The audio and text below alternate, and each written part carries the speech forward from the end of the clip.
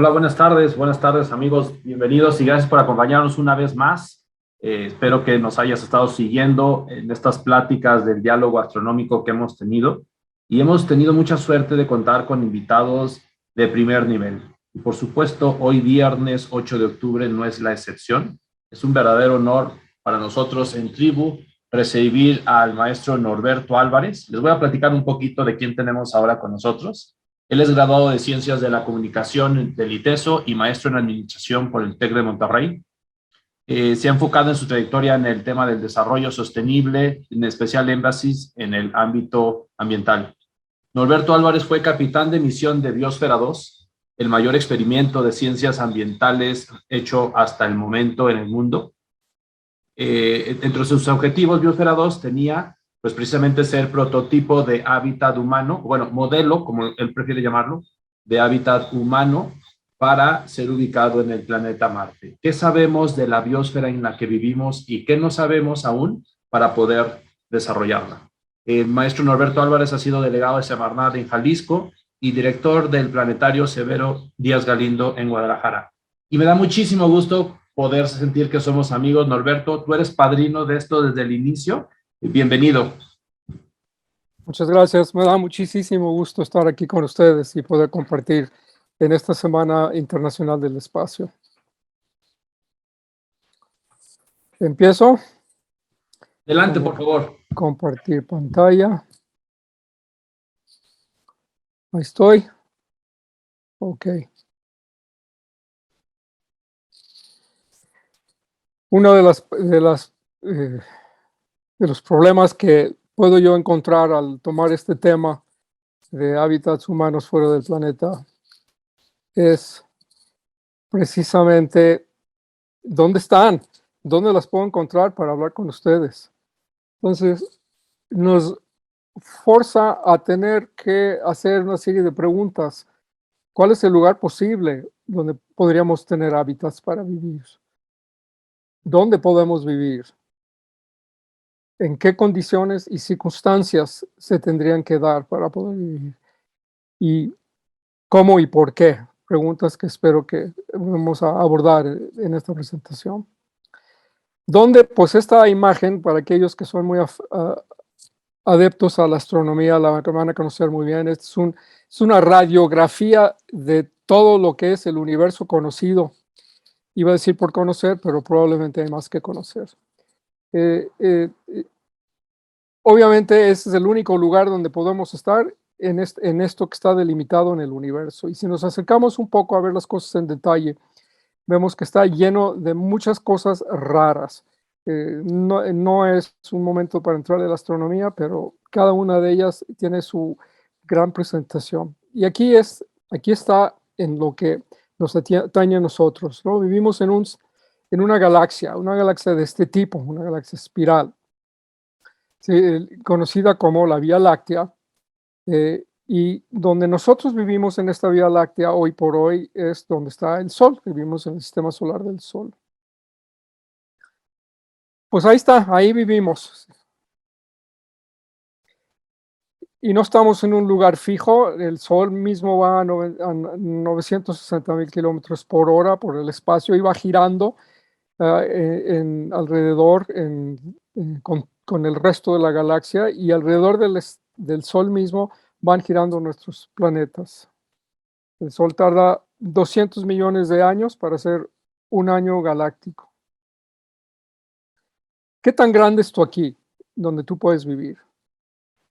Esta es una comparación de tamaños de nuestro vecindario, desde el Sol a los planetas en que vivimos. Bueno, yo todavía soy de la antigua escuela e incluyo a Plutón como parte de los planetas. No está proporcional la distancia entre ellos, pero sí los tamaños. Y aquí lo que a Cuauhtémoc le ha gustado hablar de el espacio de ricitos de oro, ¿no? Esa zona que es habitable en el sistema solar, donde se pueden dar las condiciones cósmicas, es decir, insolación y radiación del Sol suficiente para que pueda haber actividad biológica y no demasiado cerca para estar demasiado caliente con temperaturas altas, ¿no? Ni muy lejos, pues, donde esté muy frío.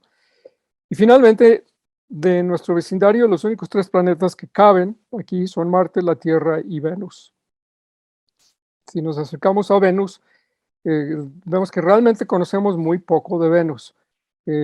Su cubierta de niebla, de vapores, no permite ver muy bien la superficie. Aquí hay unas radiografías de una superficie y luego una estimación de cómo es a su interior. A su interior parece muy parecido a nuestro planeta Tierra, ¿no? Y este es Marte. No tiene una atmósfera densa que lo cubre, y sin embargo tiene condiciones probablemente incluso en algunos casos más benignas que la misma Tierra para poder vivir. Y resulta que en Marte se ha estudiado desde el 38 y otra vez en el 58 y otra vez en 2017, sitios especiales para poder albergar asentamientos humanos. Es probablemente el planeta eh, que no somos nosotros más estudiado y conocido que hay, al grado de que ahora se reconoce que en algún momento tuvo océanos y agua muy parecidos y condiciones muy parecidas a la Tierra para poder sostener vida. Y está muy bien mapeado, muy bien ubicado, muy bien tipificado, muy distinto el norte y el sur. Y ya nosotros habíamos buscado 3 lugares para hacer, probablemente, en su caso, 3 asentamientos eh, con el proyecto que andábamos haciendo, 3 asentamientos en Marte. Y entonces en 1984, cuando arrancamos, eh, teníamos establecido que a más tardar en el año 2030, al menos un asentamiento humano permanente iba a haber en Marte. Es una idea que en aquel tiempo la NASA sacó de cómo íbamos a llegar, como nuestros campers o trailers espaciales para llegar ahí. Y luego otras instalaciones que habían identificado y probado ahí. ¿Por qué Marte? La presencia humana permanente en el espacio exterior, donde más viable es aquí. Además, la, la capacidad de desarrollar tecnología a consecuencia de un proyecto de estos, como bien nos ha dado a conocer los distintos programas de la NASA, contribuyen al desarrollo de conocimiento y tecnología que ayuda y desarrolla la sociedad y la economía humana. Y desde luego hay una razón histórica por la cual promulgan muchas personas desde la antigüedad el por qué estar ahí. ¿Cómo? Habría que desarrollar un sistema ecológico cerrado, bioregenerativo, capaz de sostener vida humana a la larga. Y entonces nosotros teníamos el propósito de demostrar con 8 personas durante 2 años, con una factibilidad de seguir operando a 100 años. Esa fue la idea con la que empezamos esto. Es una foto real tomada desde Marte, donde vemos los 2 vecinos de Venus y la Tierra y Júpiter alineado en ese tiempo. ¿Qué tan grande es tú aquí? Pues ya más o menos lo vimos, ¿no? Ahora, ¿qué tan largo es tú ahora? Tomando una idea en el esquema de abajo, una idea de dónde estamos, aquí donde dice ahora, en, en el ciclo de vida del Sol. Nosotros somos un pequeño planeta en esa franja vivible, digamos, de una estrella que tiene 4.8 mil millones de años. Estamos justamente en el esplendor del momento de vida del Sol. El Sol, después de varios miles de millones de años, va a ser incapaz de sostenernos. Entonces, nuestra temporalidad está muy circunscrita al momento actual en la que estamos. Y no solo eso, sino que hay que entender que el planeta mismo nunca fue establecido desde el principio como un hábitat para seres humanos. De hecho, no ocurre, aquí tenemos una especie de reloj, pueden ver aquí, no ocurre sino hasta 1.500 millones de años de que se forma el planeta, que empieza a aparecer oxígeno. Empieza a aparecer. Y no tenemos una atmósfera de oxígeno sino hasta hace 2.500 millones de años. Y así el desarrollo de la vida en la Tierra, pasando por sus diferentes facetas, eras o eones geológicos. Nosotros realmente aparecemos en los últimos 15 segundos, comparado con lo que sería la escala de este reloj. Entonces, no siempre se puede vivir en un planeta, aun cuando tiene las condiciones de localización que habíamos visto. Requiere un periodo de maduración. Y ese es el resultado de esos 3.8 mil millones de años de vida operando para desarrollar lo que se llama, lo que nosotros llamamos nuestra casa. ¿Cuáles son las condiciones y circunstancias para hábitats ultraterrestres?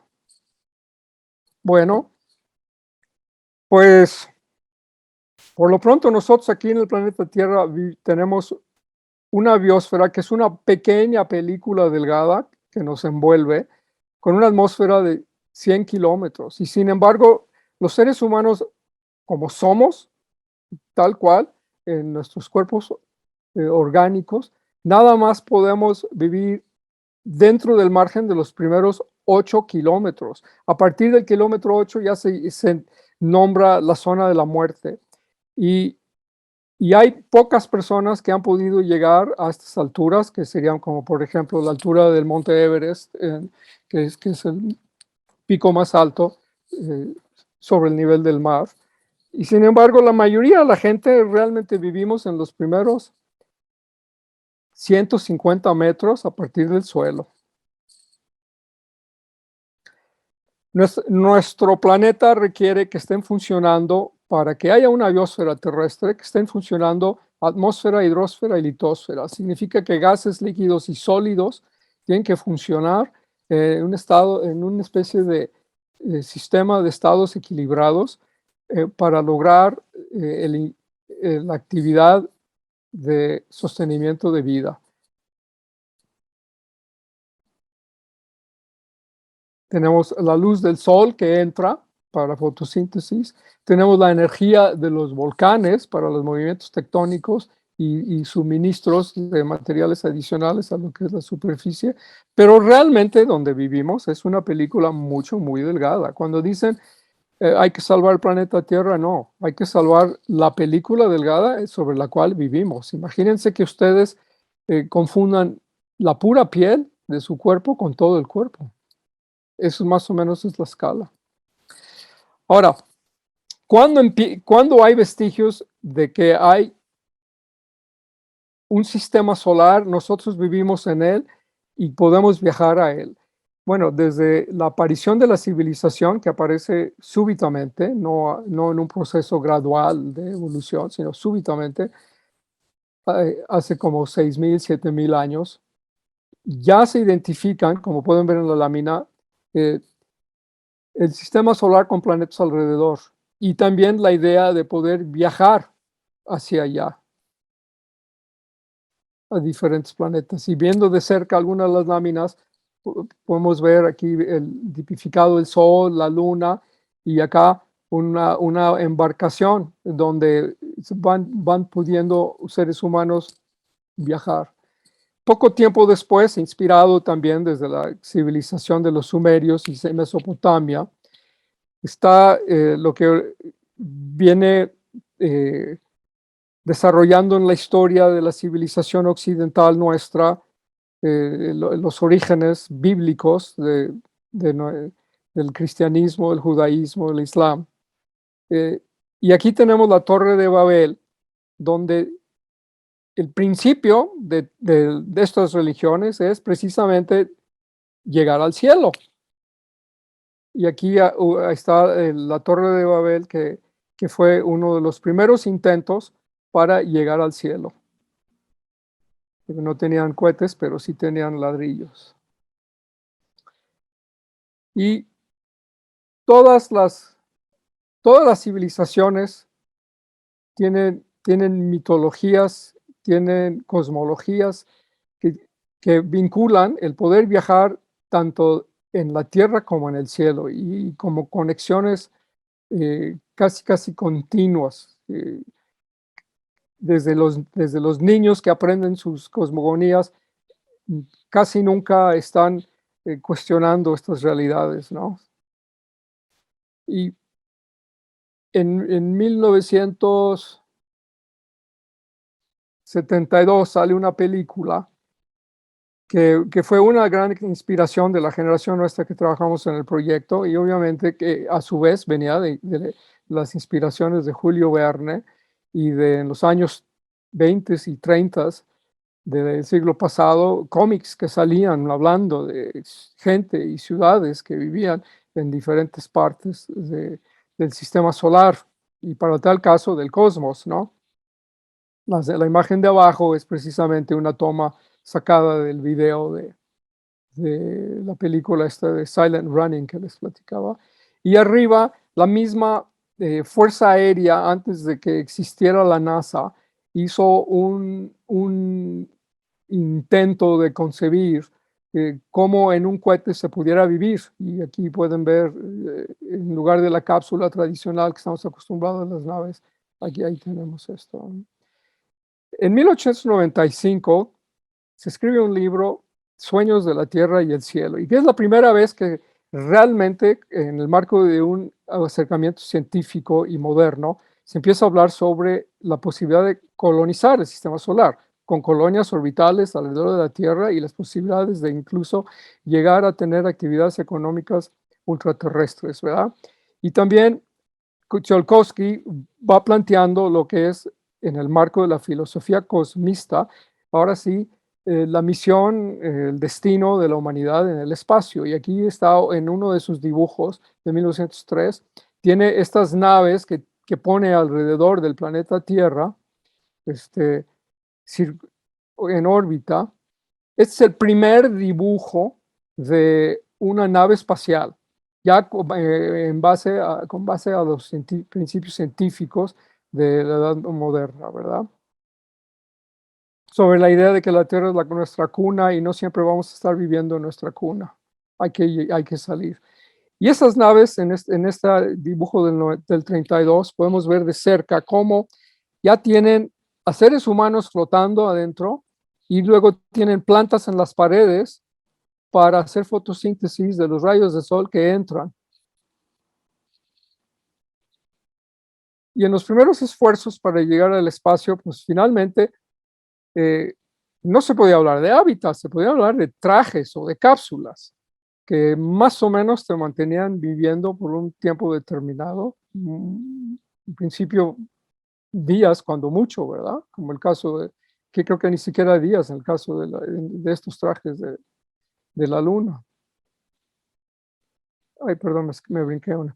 Este es lo que podemos llamar el primer hábitat humano que ha llegado a plasmarse en un cuerpo celeste en nuestro sistema solar, fuera de la Tierra.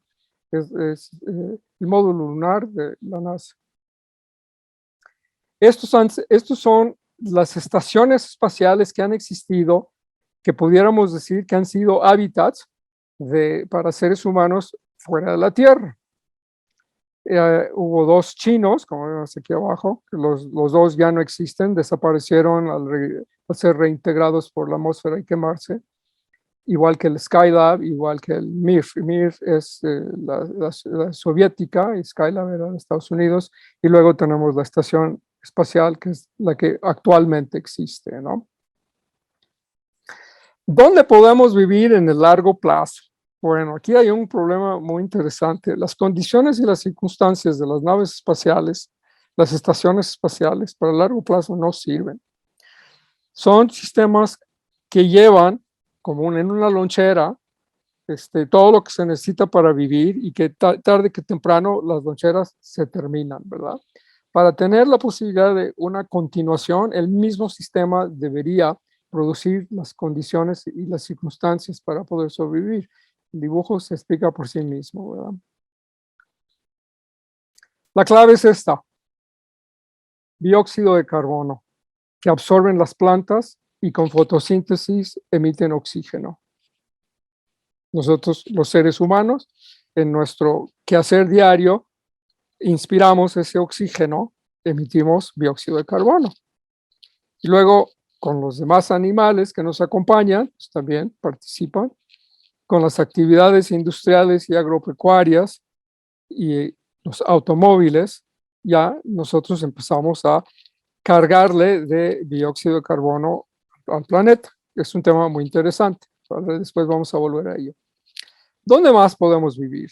¿En qué condiciones y circunstancias extraordinarias? Bueno, en nuestra historia podemos encontrar que hubo intentos para poder hacer una especie de turismo subacuático y poder viajar a lo que podíamos decir, pues fuera de la tierra, sí, porque está en el agua, ¿no? Y aquí son una campana para ir a explorar el fondo del mar, y luego una cápsula sumergible con una pesa y la posibilidad de poder salir. El señor que va caminando toma el oxígeno de la misma cápsula. Y de esto se derivaron ahora pues los grandes submarinos que hoy vemos en las marinas, en las Fuerzas Armadas de Marina Internacional, ¿verdad? También con los sumerios tenemos una cosa bien interesante: los primeros vestigios de vivir, no solo de pensar vivir en el espacio, sino de hecho vivir y poder sobrevivir en el agua, es bajo de un relieve de unas piedras que hay en Sumeria, donde el señor va con su saco, que quién sabe de qué está hecho, probablemente de pieles, donde va respirando mientras va nadando con los peces. Y aquí este señor se llama Joseph Kittelson, que fue uno de los primeros científicos soviético en estudiar qué es lo que requiere un ser humano para poder sobrevivir. No se sabía. Y entonces él toma mediciones de su sangre, de sus inhalaciones, exhalaciones, y para realmente entender en litros de agua, en metros cúbicos de oxígeno, en calorías y proteínas de alimentos, ¿qué necesitamos para vivir, para un ser humano? Y un hábitat que no nos da lo mínimo eso, no va a ser un hábitat posible, ¿verdad? Y entonces allá en 1972 crearon una prueba en una carpa donde se encerraron 6 meses, le llamaron BIOS 3, porque fue el tercer intento de usar sistemas bioregenerativos para producir oxígeno, a diferencia de los químico-físicos reactivos que se han usado en las naves espaciales para poder esto, desde luego, para poder establecer hábitats permanentes en el espacio. Entonces nosotros nos abocamos a hacer un modelo prototipo local para hábitat fuera de la biosfera terrestre. Le llamamos el módulo de pruebas. Aquí está un diagrama de cómo está. Ahí lo pueden ver en una de las áreas de investigación que teníamos. Y luego nos abocamos a hacer una serie de ensayos, viajes. De hecho, llegó a haber turismo, gente que quería nada más ir y estar allá adentro para tener la experiencia de estar encerrados. Esta cápsula producía todo el agua, el oxígeno y alimento que requiere un ser humano, siempre y cuando las condiciones y las circunstancias meteorológicas externas permitían la fotosíntesis necesaria, ¿verdad? Luego nos fuimos a ver, bueno, ¿qué tenemos que hacer para llevar esto hasta el espacio, fuera de nuestro planeta, y llevarlo a otro lado, otro planeta, un asteroide, una luna, ¿no? Es uno de los dibujos muy tempraneros que se hicieron, donde finalmente, pues lo que tienes que hacer es llevar todo lo que es tu granja para tener tu casa y producir tus alimentos, y abastecer luego aquello externo que es la actividad económica industrial que vas a tener, ¿no? Es finalmente lo que se requiere. Entonces nos fuimos a diseñar algo para este modelo que hicimos y nos abocamos realmente a meterle pico y pala, cemento, varilla, vidrio,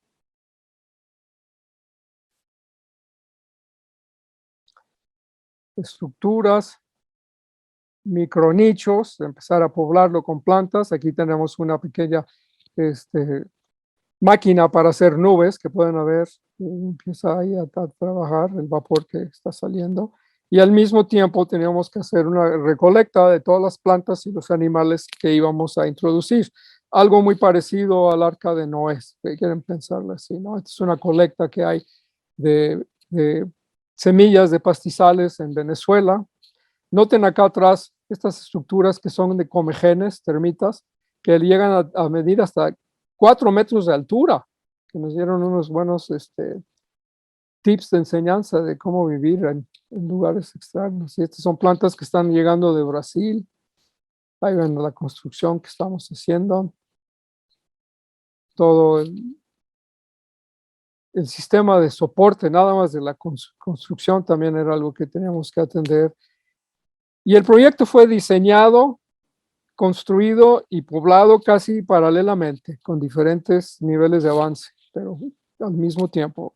En ningún momento tuvimos un manual de cómo hacerlo, sino lo fuimos escribiendo el manual mientras lo hacíamos. La diferencia entre estas dos imágenes es de 1 año.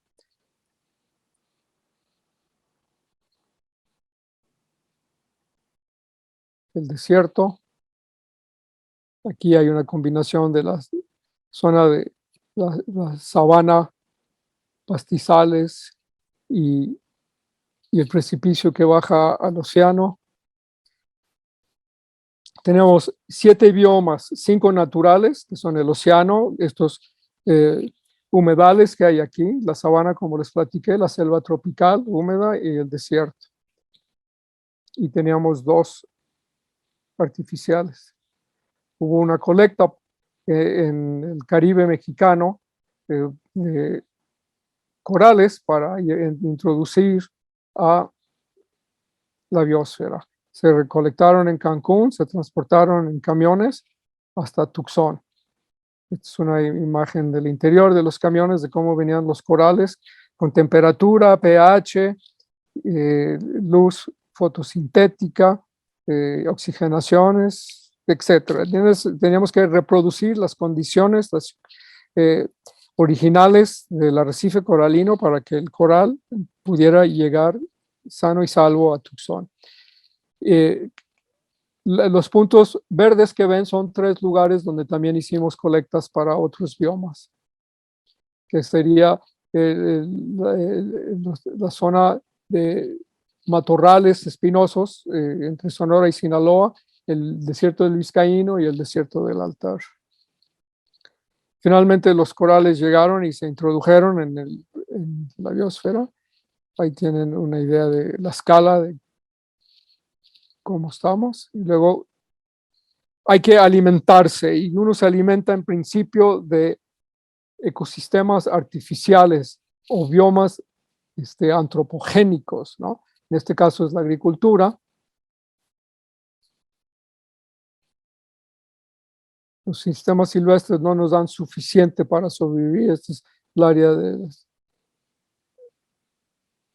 la proteína animal. Aquí una idea de cuando estábamos sacando el tipo de producción que vamos a hacer. Ahí estoy yo esperando ahí entrarle a los manjares que luego ocurrieron después. Producción de insectos. Nosotros mismos tenemos que producir insectos para mantener el control de plagas. Una idea de la cocina y el proyecto. Bueno, hay que concebir, diseñar, gestionar y construir y operar un proyecto de estos. Para que este pudiera funcionar, teníamos que ser las mismas personas que hacíamos todo. Este es el equipo que realmente hizo todo en todas las partes. obviamente para concebir, diseñar y gestionar, construir y operar, en cada uno hubo gente que nos ayudaran de manera especializada en una o varias partes de estas, pero nosotros finalmente participamos en todo. Sobre la idea de Buckminster Fuller, de desarrollar la capacidad de conocimiento y de práctica desde la macrocomprensión hasta la microincisión. Entonces aquí nosotros éramos entre especialistas y generalistas al mismo tiempo. Entonces nos abocamos en 1991 a hacer esta prueba, demostrar la viabilidad de sistemas ecológicos cerrados para sostener vida humana. 4 hombres, 4 mujeres y 2 años, para comparar un año con el siguiente. Aprendimos muchísimas cosas. Este es el hábitat. En cierta forma, este es el modelo de hábitat para vivir, micrópolis.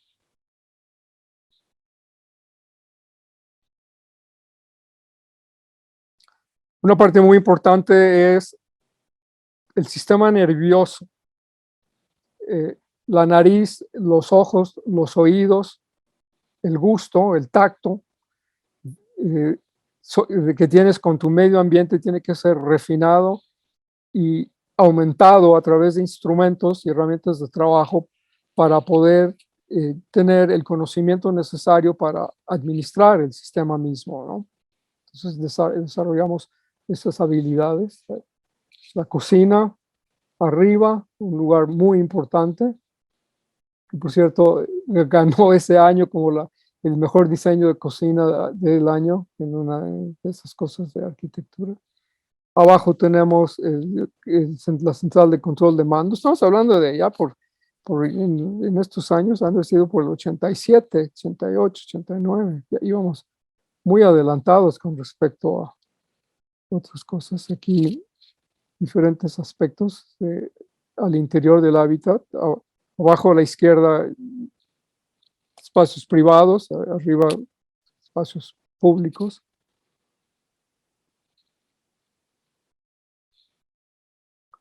Realmente me da muchísimo gusto ver todo esto. Y finalmente la misión 1 termina en 1993, sus 2 años. Luego hubo una misión 2, de la cual yo participé ya internamente en la primera y estuve yo a cargo de todo el operativo desde control de misión. Tuvimos antes de la misión 1 muchas pruebas temporales, ¿no? Provisionales, tiempos de diferentes duraciones y diferentes tripulaciones, por llamarles así.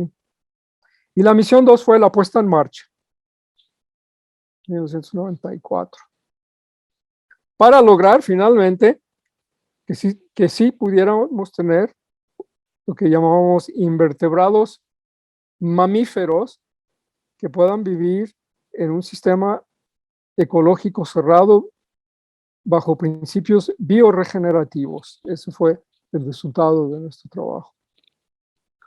Aquí hay unas láminas pequeñas sobre cosas que quería compartir con ustedes. Aquí vemos 2 meses comparados, diciembre del 91 con junio del 92. Estos son los niveles de dióxido de carbono. Van a decir, ¿por qué tan altos en diciembre y por qué tan bajos en julio? Pues precisamente porque en diciembre hay menos, en el hemisferio norte hay menos insolación que en el verano. Y entonces aquí vemos en el solsticio, tanto de junio como de diciembre, cómo empieza a cambiar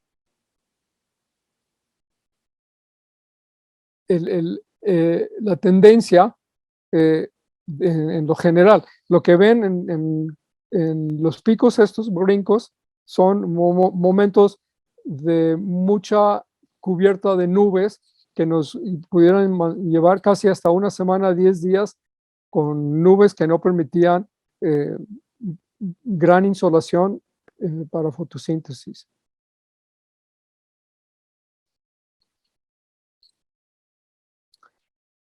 Y para hacer un comparativo, esto es lo que ha estado ocurriendo en el planeta Tierra, para afuera. Lo que ven arriba son las fluctuaciones anuales de CO2, desde el 60 hasta el 94, 98, creo que fue cuando conseguí la gráfica, continuamente subiendo, por esto que Se habla ahora del cambio climático, no sé yo cuál es la cifra actual hoy. Sí. Y luego abajo hay dos cosas interesantes. A la izquierda es en la escala, acuérdense qué tan grande es esto aquí, qué tan largo es esto ahora, ¿no? De la hora de 400.000 años, abajo vemos las fluctuaciones que ha habido en los últimos 400.000 años de niveles de CO2. Y en julio del 2013 ya estábamos en estos niveles, muy por encima, casi tanto como las fluctuaciones que había en 400.000 años, muy por encima de los puntos más altos, ¿no? Y luego a la derecha vemos algo también muy interesante. Desde el 90 al 2008, la concentración del oxígeno en nuestro planeta. Vemos las variaciones anuales. Las variaciones anuales se deben precisamente a los cambios de insolación que se dan en el hemisferio norte. Y algo que nos ocurrió a nosotros en Biosfera 2, encontramos, estos son los primeros 700 días de Biosfera, y vemos cómo fue bajando el oxígeno. Llegamos a un punto donde tuvimos que reinyectar oxígeno, 10 toneladas de oxígeno, para poder seguir en lo que hacíamos. Y descubrimos que el concreto que habíamos utilizado para la construcción estaba absorbiendo el oxígeno. Entonces, para la misión 2 ya hicimos unas correcciones con una cubierta de sales de litio, sobre todo el concreto, ya lo selló lo suficiente para no sufrir esto, ¿no? Pero la construcción también, hasta cierto punto, podemos decir, estaba viva, ¿no? Interesante.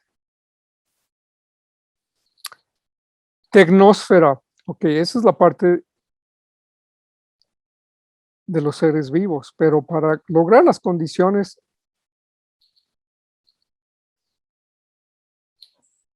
necesarias, pues en un sistema artificial se requiere de herramientas artificiales, y estos son los sótanos que te muestran la maquinaria, los tanques, los tubos, los abanicos, los reactores, muchas cosas que teníamos que tener. Hay tanto abajo como arriba, les puedo decir. O sea, la biosfera también es tecnosfera. Y desde tener este es el cerebro de control de emisión que teníamos monitoreado a través de sensores, miles de sensores, tanto de ambientales como de maquinaria, como de flujos, niveles de agua, temperaturas de aire, humedad, etcétera, etcétera. Y estábamos desarrollando sistemas de inteligencia artificial para primero ir aprendiendo las cosas que ocurren y luego ir haciendo correcciones de manera automática bajo pruebas, ¿no?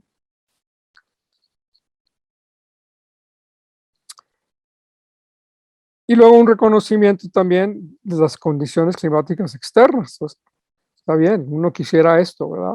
Una insolación en un día fresco, mucha sol, es lo mejor que podemos tener para el proyecto, pero esto cubierta de nubes y temperaturas gélidas también se dan. Entonces hay que diseñar el sistema para estas variaciones que hay. Y desde luego en otros lugares en el espacio son hasta más inclementes, podemos decir, ¿no? ¿Qué sigue? Yo creo que lo que sigue es desarrollar campos de conocimiento. Y nosotros dividiríamos los campos de conocimiento en estos tres: la astronáutica, la biosférica y la cibernética. Esta parte es muy importante porque entrarle a un tema desconocido desde un marco conceptual sistémico no es nada fácil. Uno puede entrar a desarrollar el conocimiento de la manera tradicional científica a través de la especialización, a través de los laboratorios especializados precisamente para el campo de estudio y investigación que estás haciendo. Y reduciendo, es un proceso reduccionista, el de la universidad moderna, reduciendo el ámbito que estás estudiando para poderte concentrar en aquello que te puede ayudar a poco a poco, como granitos de arena, ir construyendo el conocimiento. Eso obviamente para este tipo de proyectos no sirve. Aquí tienes que entender la complejidad en diferentes escalas, la complejidad del conocimiento. Entonces, nosotros tuvimos que entrar a estudiar astronáutica, ingeniería, construcción, física, transporte, mecatrónica, robótica, química, aquello que es propio de las ciencias exactas. Algunos eran especialistas, todos éramos generalistas, todos teníamos que entrar con una mentalidad, un marco conceptual, una conciencia sistémica de lo que estamos haciendo, ¿no? Y en cuanto a la biosférica, que fue lo que precisamente nos distinguió a nosotros, fue el trabajo de la parte biológica de los sistemas bioregenerativos, ¿no? Mientras que la astronáutica es el resumen de las ciencias exactas, la biosférica es el resumen de las ciencias de la vida, ¿no? Desde medicina, botánica, etología, comportamiento de los animales, la genética, biología, ecología, química orgánica. Y la cibernética realmente fue un coco que romper, sobre todo que mientras nosotros estábamos llevando este proyecto, también se estaba llevando a cabo la revolución cibernética de la edad moderna, ¿no? Nosotros fuimos rompiendo muchos de los límites del desarrollo, tanto computacional como en mecanización y automatización que había se había desarrollado en la industria, tanto la industria aeronáutica, las naves marítimas, y también entrar aquello que tiene que ver con el gobierno de las sociedades que están involucradas en el proyecto, la gobernanza, la comunicación, la sociología. Filosofía, vimos ahí la semilla que puso Tsiolkovsky allá en 1928. Desde luego administración, que fue una de mis especialidades. Cultura. La nómica es muy importante porque tiene que ver con la estructura de cómo administras a través de reglas y protocolos las operaciones, las actividades, el comportamiento del proyecto, ¿no?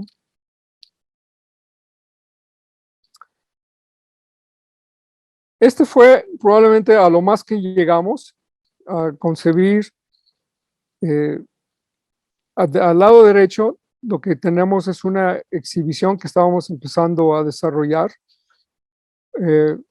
que es tomar un tanque del transbordador espacial y convertir ese tanque en y curiosamente tiene la misma forma que Tsiolkovsky había ya predicho allá en 1900 y tantos, ¿no? Muy al principio, con sus ideas incluso desde antes, ¿no? De 1903. Para que el tanque llegara a estar en órbita, se requería, creo que 3% más de combustible. Con ese 3% más de combustible, el tanque ya podía mantenerse en órbita como una entidad astronómica independiente. Entonces nosotros estamos proponiendo a la NASA esta posibilidad de convertir algunos tanques para hacerlos laboratorios espaciales, digamos, tipo los que Tsiolkovsky mismo había visualizado, ¿no? El de la izquierda es algo que la NASA sí hizo y es en el interior de un cohete, un misil que fue decomisionado, un misil nuclear que fue decomisionado, y el misil, el cuerpo del misil, sí se adaptó para el tanque, pues, del misil, sí se adaptó para ir viendo las primeras adaptaciones que podíamos hacer. No así el tanque todavía del transbordador, pero este sí, un misil que fue descomisionado, ¿no?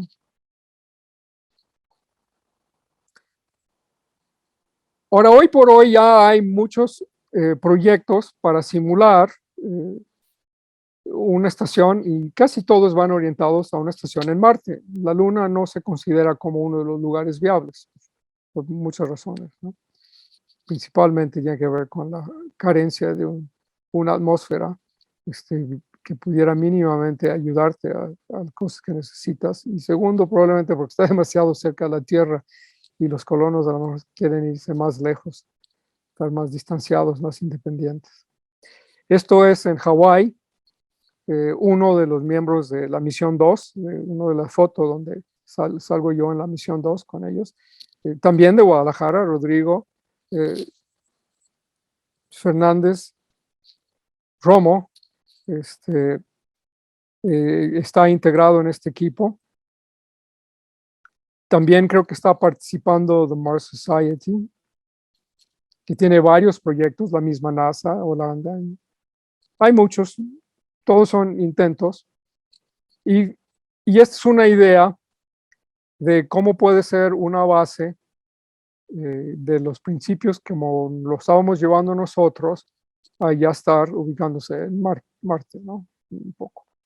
Y luego finalmente el punto donde estamos hoy por hoy, en el calendario que sigue para poner una base de asentamiento humano permanente en Marte, pues es de SpaceX, la compañía esta nueva que está funcionando ya con un buen dominio de la astronáutica y empieza a incursionar en las otras áreas. Vamos viendo a ver qué tal. Finalmente, si ustedes se acuerdan, todas las películas del espacio que vemos tienen que ver con gente y aventuras y guerras y conflictos y exploraciones, pero en muy pocas se muestra de dónde viene el oxígeno, de dónde viene el agua y de dónde vienen los alimentos que todos requieren para poder vivir, ¿no? Y eso es como el elefante faltante en la sala, ¿verdad? Y creo que llegué a mi fin, lo logré dentro de los 45 minutos que me habían pedido, qué bueno. Y sé que fui muy rápido, brincando mucho, pero creo que es mejor dejar el tiempo para preguntas y respuestas. Oye, Norberto, por favor, no digas eso porque el público nos va a odiar. Quiero decir, Norberto tiene todo el tiempo del mundo para platicar, ¿eh? De hecho, uno de los comentarios en redes es si podrías seguir platicando, está muy interesante tu charla. Llevamos ahorita varias preguntas, Norberto. ¿Te parece bien si las compartimos? Me parece muy bien y desde luego podemos regresar a la presentación para ilustrar cosas más en detalle, si alguien quiere también. Súper. Bueno, mira, vamos a comenzar. Araceli Martínez, ella es maestra, muy interesante. Nos pregunta, ¿se podría hacer actualmente un proyecto así? Pues el proyecto sigue, el proyecto ha cambiado de giro, las instalaciones están ahí. Ahora no funciona como un modelo de hábitat para seres humanos en el espacio, ahora funciona como un laboratorio de ecología global, es como le están llamando, ¿no? Para probar algunas hipótesis, algunas ideas que están saliendo hoy por hoy, sobre todo por el cambio climático y por problemas de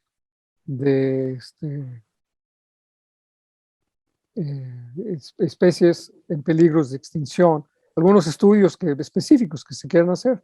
Entonces se adapta para hacerlo. Ahora pueden pensar que ahora es el tubo de ensayo más grande del mundo. Para esas cosas. Oye, tenemos aquí otra pregunta de señor Fernando Delgadillo. Un saludo, don Fernando, un seguidor muy fiel de Tribu. Y de los campos que mencionaste, Norberto, ¿cuál causó un mayor desafío para su desarrollo? ¿La astronáutica, la biosférica o la cibernética? Mira, en el caso nuestro, la, la, la biosférica era el punto clave como proyecto. Particularmente a mí, mi primer puesto, mi segundo puesto ahí fue director de cibernética, precisamente. Entonces, a mí en particular me tocó desarrollar todo el esquema de manejo de toda la operación humana, ergonómica, tecnológica, con la que tenemos que funcionar. Tecnológica en el sentido de las ciencias de la información y la comunicación. La astronáutica nosotros se la dejamos a los ingenieros especialistas que ya tenían conocimientos en lo que estaban y que tenían la capacidad por un lado y por otro lado el gran entusiasmo, porque no se puede imaginar el entusiasmo que este proyecto provocó con todo mundo que trabajó en él, todas sus familias, todos sus amigos y en general a todos los pueblos que se dieron cuenta de lo que estábamos haciendo. Mucha gente llegaba a visitarnos, ¿no? Y diciendo, yo quiero trabajar aquí. De hecho, estamos emocionados de escuchar. Y mira, precisamente voy a elegir una de las preguntas que tiene mucho que ver con lo que estás mencionando. También ella es una profesora y menciona qué perfil de personas contrataron para estar en Biosfera. Pues mira, Biosfera se fue desarrollando a lo largo de muchos años, probablemente unos 15 años antes, empezó un grupo de hippies en San Francisco, egresados de las universidades, de estudiar física nuclear, ingeniería atómica, teatro, filosofías orientales. Y entendieron que para poder vivir el mundo del futuro se requería conciliar la sabiduría del Oriente con el conocimiento de Occidente. Y entonces en ese ejercicio se diseñó un esquema de visitar el mundo, y visitando el mundo se encontraron lugares ecológicos que estaban devastados, y entonces estos fueron retos para crear proyectos de rescate y restauración en diferentes lugares y diferentes culturas en el mundo, que empezó a dar un conocimiento de cómo funciona el planeta en diferentes biomas. Hubo en Australia, 2 en Australia, hubo en Puerto Rico, hubo en la India, hubo un pequeño intento en Egipto, hubo en Londres, en gran ciudad, hubo en el desierto alto de Estados Unidos, en Santa Fe, Nuevo México, y también hubo una embarcación que se hizo, se diseñó y se concibió y se diseñó y se operó por este grupo, para poder visitar a todos los lugares del mundo. Y entonces empezó a crearse una red que se llama The Institute of Ecotechnics, una red de proyectos a nivel planetario para poder combinar aquello que requiere el rescate ecológico del planeta con el desarrollo tecnológico. Y entonces llegó un momento de manera natural que enfrentando lo que estaba ocurriendo en la exploración espacial, conociendo a gente de la NASA y conociendo a gente de la Agencia Espacial Europea y la agencia japonesa, se forjó la idea de ¿y cómo podemos crear estos rescates ecológicos en otros lugares, como en la Luna, o en el espacio, o en Marte, ¿no? Y yo ya estaba integrado en el grupo para entonces, fui muy recién integrado, todavía no se tenía la idea, entonces a mí me tocó estar justo en el momento en que, pues oigan, hay que hacer algo porque nadie lo está haciendo, ¿no? Entonces se empezaron a juntar los intereses y me tocó, pues, como haber sacado una lotería de un billete que nunca compré, pero me cayó del cielo. Te tienes apagado. Sí, sí, perdón, es vicios del Zoom, perdón. Qué genial, te decía. Oye, tenemos más, ¿nos permites? Todavía tenemos varias, ¿eh? ¿Estás? Todo el tiempo que quieras. Yo te dediqué 45 minutos de presentación y hora y media de preguntas y respuestas. No digas porque van a llegar, ¿eh? Eres un rockstar. Lo que quieras. Vamos es más, vamos a ver todas, ya que nos lo permites. A ver, voy a apuntar aquí varias preguntas que son muy similares. Y bueno, por supuesto es con mucho respeto, pero creo que el público se ha interesado mucho en el tema y seguramente ha estado buscando algo en redes. Y voy a resumir. ¿Qué salió mal en Biosfera? Yo creo que tú has escuchado que hay mucho amarillismo y sobra decir demás. Tú que estuviste ahí desde que comenzó la primera Piedra, ¿qué salió mal en Biosfera? Yo creo que Biosfera 2 fue un proyecto más allá del bien y el mal. O sea, no puedes quedarte en eso. Las críticas y las observaciones y comentarios que se hacen a veces denostando, a veces sobreexaltando, se dan, ¿no? Pero el proyecto ni buscaba eso, ni se quedaba en eso, ¿no? Más bien, cuando haces ciencia, lo que precisamente quieres es descubrir cosas nuevas, ¿no? Y entonces nosotros descubrimos cosas nuevas que jamás pensábamos que íbamos a encontrar, porque donde estábamos buscando lo nuevo no fue precisamente donde apareció, ¿verdad? Uno de los temas más importantes fue, como les platiqué, el oxígeno. Encontramos que el nivel de oxígeno estaba bajando y no nos salían las cuentas en el balance entre CO2 y O2. Y eso realmente nos convirtió en un coco al grado de que el proyecto, y lo vimos, en la misión 1 la íbamos a suspender, porque ya habíamos hecho otras pruebas y también las habíamos suspendido, ¿no? Cosas muy específicas que veíamos, cerrábamos 3, 4 semanas, veíamos algo, párenle, vamos a arreglarlo y así, ¿no? Así nos íbamos un año y medio más o menos. Que además fue fascinante toda esa parte. Y yo creo que para mí la verdad es que es la parte más interesante.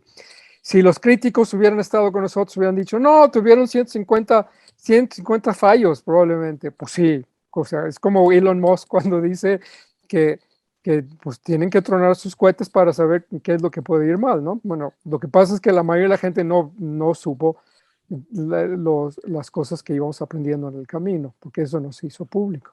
Una vez que arrancamos, el tema de el oxígeno fue muy importante. Otro tema fue la psicología humana. Aunque todo el mundo teníamos un proyecto de vida propio, nuestros proyectos de vida se cruzaron con los demás, con los que estamos compartiendo. Y de repente trabajábamos como si hubiéramos sido amigos toda la vida, si nos hubiéramos conocido toda la vida, personas que un año antes ni sabíamos de nuestra existencia, ¿no? Y cuando dicen ¿cómo escogieron a la gente? Para combinar las dos ¿Preguntas?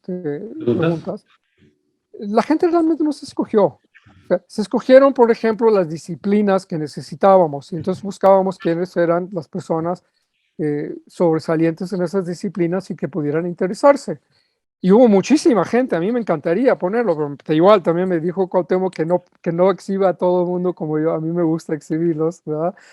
Lo dejamos para otra ocasión porque hay que hacer honor a quien honor merece para este proyecto, ¿verdad? Los que fuimos, los que realmente estuvimos en todo, son los que vieron ahí en la foto. De hecho, no todos estuvieron en todo, ¿eh? Algunos incluso llegaron ya ha empezado el proyecto. Cuando arrancamos el proyecto éramos como 8 más o menos, ¿no? 8 de base. Quiero aprovechar para saludar. Hay varias personas que te envían saludos.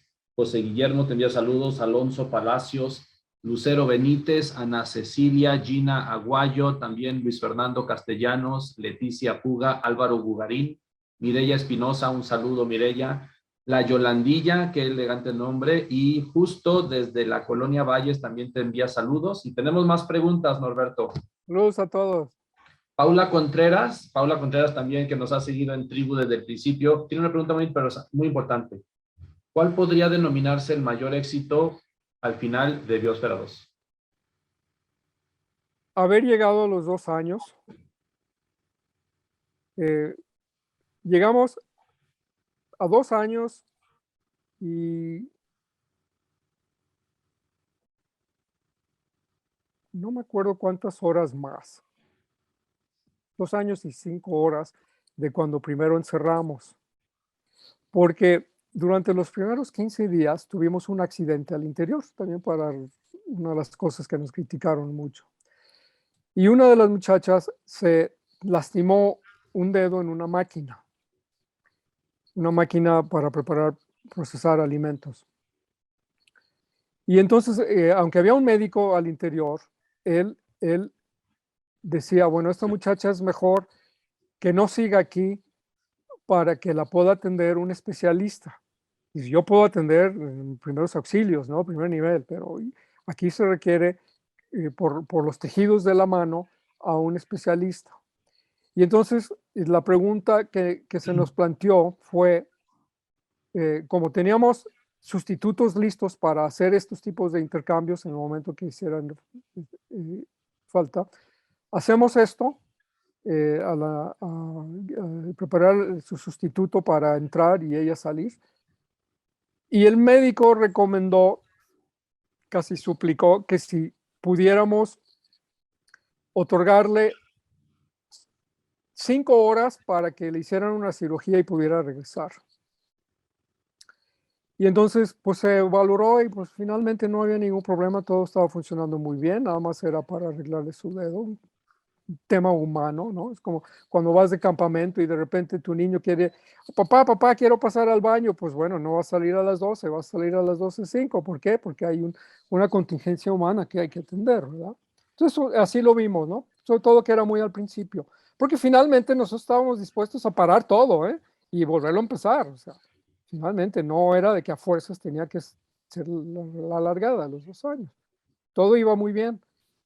Y entonces pensamos, oye, pues qué interesante, esto es una cosa que no habíamos pensado, que saliera alguien, que se le hiciera un trabajo necesario por X y Z razón, incluso por razones legales, resultó posible verlo, ¿no? Que alguien tuviera que, por alguna razón, tener que salir a atender un, un llamado jurídico o algo. Entonces entró a la ecuación algo que no habíamos pensado. Tiene que ver con el esquema de gobernanza y de sociedad, ¿verdad? Realmente salió y volvió a entrar. Y ahí nos criticaron porque cuando ella entró, eh, algunos de los equipos que teníamos eh, fallaron muy rápido y aunque eran nuevos, eran equipos muy sofisticados cuya lo que llaman mortalidad infantil con equipos electrónicos. Cuando haces algo nuevo electrónico y, y empiezas a usarlo, muchos te fallan, X, Y, Z razón, porque no han pasado por las pruebas de las grandes producciones. Tú que eres ingeniero industrial lo conoces, ¿no? Y entonces, pues tuvimos varios repuestos y dijimos, pues mira, pues entra.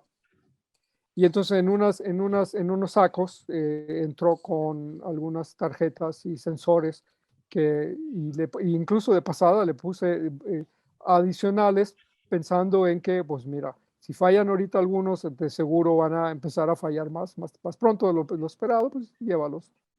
Eso no lo criticaron mucho, que se supone que no debería entrar nada material, porque era un sistema ecológico cerrado, los puristas, ¿no? Nosotros lo veíamos más bien como, pues como una colonia donde puedes entrar y salir. O sea, finalmente establecimos un esquema de entregas cada 15 días porque salió mucho material de investigación con el tiempo que querían tener investigadores al exterior como tejidos, como muestras, eh, principalmente muestras de sangre y muestras de tejido y de rocas. Y entonces dijimos, pues sí, ¿por qué no? O sea, como si estuviera en Marte, pues empáquenlos. Teníamos un proceso de una cámara intermedia de intercambio de atmosférico y eso. Empáquelo ahí y sale. Entonces, cada 15 días yo iba con un auditor, rompíamos un sello que estaba registrado con notario, se, entraba lo que entraba y salía lo que salía y se llevaba contabilidad de todo, tal cual como si fuera un DHL o un Federal Express espacial, ¿no? así tal cual, como si funcionara así. Eso no lo criticaron, pero eso fueron cosas nuevas que nosotros no habíamos pensado.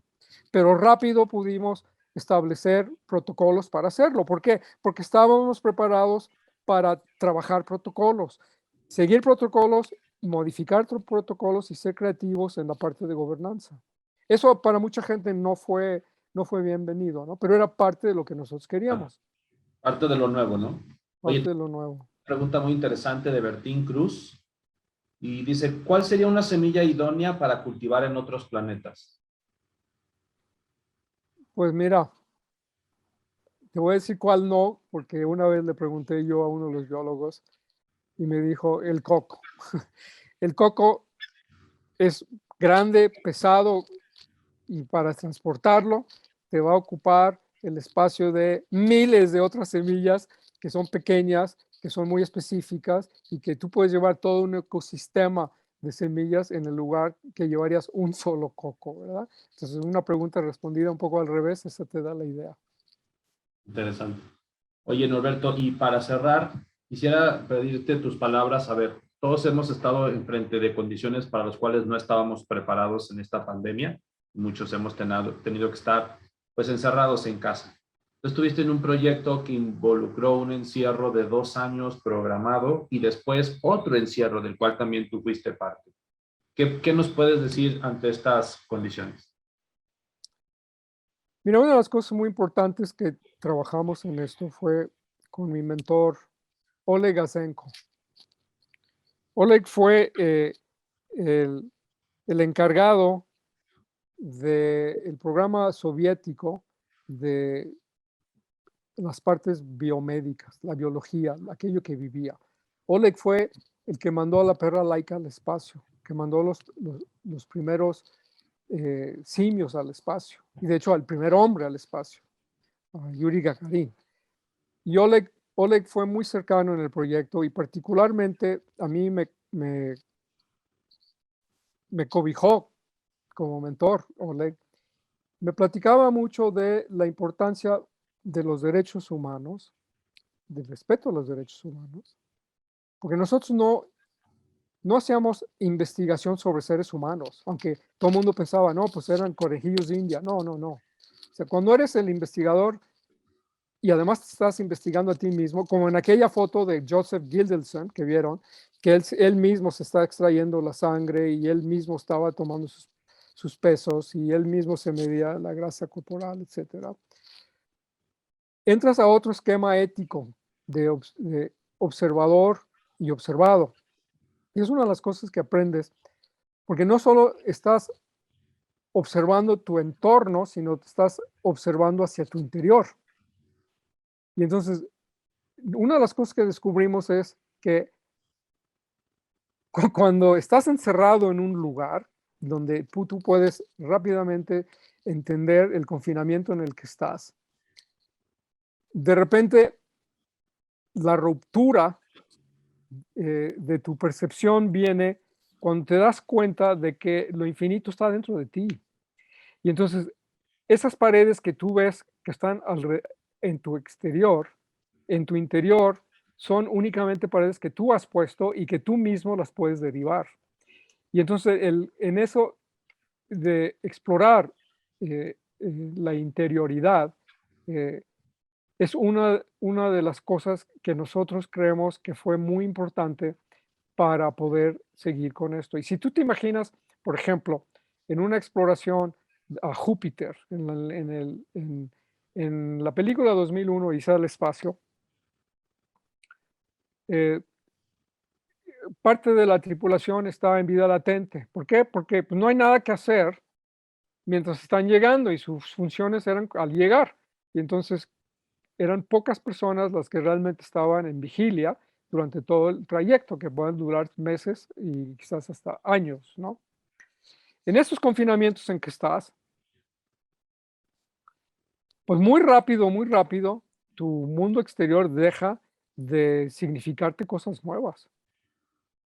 Y entonces tienes que reconocer que el descubrimiento y el potencial del ser humano es mucho, mucho más allá de lo que tienes alrededor y la propia cosmética que tú te pones encima, ¿no? Que es tu relación con el exterior, es lo que tú te muestras al exterior. Entonces, nosotros encontramos que había un mundo de ética, estética y de cosmética. Y ese era ese mundo de la ética que encontramos al interior, ¿no? De esa exploración. Y la sabiduría oriental que se exploró muy al principio de cuando el grupo estuvo formándose, llevó a contactar con tradiciones milenarias, ¿no? Como el budismo tibetano o como en algunas zonas norte de India y zonas pegadas entre Mongolia y Rusia. Algunas disciplinas de meditación de gente que puede estar aislada años y años y años. Y que no es que están viviendo en la nada, sino que están viviendo en el universo interior que es tan grande como el universo exterior. Y explorarlo es muy interesante, no te la acabas, ¿no? De hecho, rápidamente llegamos a nuestros límites exteriores, ¿no? La astronáutica tiene sus límites, hasta dónde nos puede llevar. La biosférica tiene sus límites, hasta dónde puede funcionarnos, ¿no? La cibernética en ese sentido no. Ahí te la dejo, ¿no? Hay varios conceptos como telepresencia que estuvimos trabajando, eh, conceptos como roboticidad a distancia. ¿Se acuerdan de la película Avatar? Pues muchas de las ideas innovadoras de poder trabajar a distancia o interdimensionalmente, a veces se les llama, ¿no? Nosotros empezamos a explorarlos también en el proyecto. Probablemente eso fue una de las cosas más, para mí, más padres, porque creo que a la larga, para los proyectos que vienen, pues la biosférica, mal que bien, nosotros ya la probamos, ya la demostramos, ya es cosa de ajustar a condiciones y con circunstancias que finalmente tiene que ver con cuánto dinero tienes para meterle al cerebro a las máquinas, ¿no? Pero lo otro todavía hay que diseñarlo, ¿no? La cibernética. De hecho, ya incluso se habla de cibernética de segundo orden, más allá de la que ya teníamos, ¿no? Inteligencia artificial fue una de las zonas varias que estuvimos explorando también. Me tocó dar una conferencia en el segundo simposio internacional de inteligencia artificial, precisamente el tema de la inteligencia artificial se encuentra con la inteligencia natural. Y precisamente era esto, ¿no? La sabiduría de Oriente encontrándose con el conocimiento del Occidente. Qué tremendo, qué interesante parte. Norberto, te agradecemos muchísimo tu colaboración, tu participación. Varias preguntas, pues yo creo que las haremos llegar en redes. Pues si quieres, yo todavía estoy, yo no ¿Tenemos? tengo problema. Muchas Si gracias. quieres, Bueno, te voy a dar una más, ¿te parece hey, bien? Y la pregunta es, ¿consideras que es real que el ser humano vaya a llegar al planeta Marte? Esta nos la escribe Salvador. yo creo que ya estamos ahí. En el corazón de muchos seres humanos, tú les preguntas y ya estamos ahí. En la posibilidad tecnológica, ya estamos ahí. Ya nada más es cosa de organizar, eh, gestionar lo que hay que hacer para llegar ahí. Y eso se está haciendo. Y se está haciendo más o menos bien, ¿no? Con los altibajos de los tiempos en que estamos viviendo, pero el fervor de los viajes espaciales que estamos viviendo ahora están por darnos grandes sorpresas nuevas sobre la capacidad que tenemos, que ya la hemos tenido ahí desde hace varios décadas, yo incluso creo, ¿no? La capacidad. Simplemente no se ha instrumentado de esta manera, pues. Y sí, ojalá y en el 2030 lo sea. Yo en el principio pensé que me iba a tocar poder ser uno de los primeros colonizadores, por usarle una palabra, para el asentamiento humano en Marte, siempre con la idea de que era un viaje no de ida y vuelta, no era un viaje redondo, sino nada más de ida. Y creo que es una de las cosas que tenemos que reconocer, que es un viaje nada más de ida. todavía todo el mundo piensa que es de ida y vuelta, ¿no? Pero hasta que no nos caiga el 20 de que es un viaje de ida nada más, entonces yo creo que ya la cosa, el engranaje ya se va a echar a andar. Un interesante mensaje para cerrar. Muchas gracias, Norberto. Te agradecemos mucho haber aceptado la invitación y les invitamos el jueves siguiente, jueves 14 de octubre. Vamos a tener la charla con Kelly Betty, él es editor de la revista Sky and Telescope, acerca precisamente del planeta Marte. Te invitamos también a acompañarnos, Norberto. Y de nuevo, muchas gracias a ti. Muchas gracias a ustedes que hacen posible la realización de este evento. Hasta Muchas luego. gracias a todos. Adiós.